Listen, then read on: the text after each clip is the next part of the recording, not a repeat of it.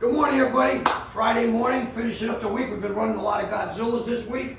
This happens to be another one of our Godzillas. This is a 525 package. This is going into a 1979 Ford F150. They're going to raise it up. And again, it's got more torque than it's going to need for that truck.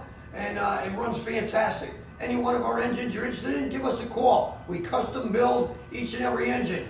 When I'm ready to put your motor together, I take digital pictures throughout your engine build, showing you the quality of parts I use. No cheap parts go into our engine. Then we make a dyno video and you'll get your dyno video. Hey, doesn't get any better than that. That's trustworthy building by any standard.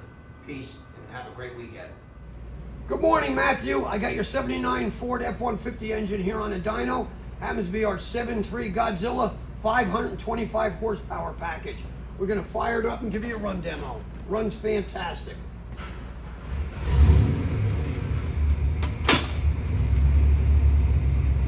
All right, looking good. Everything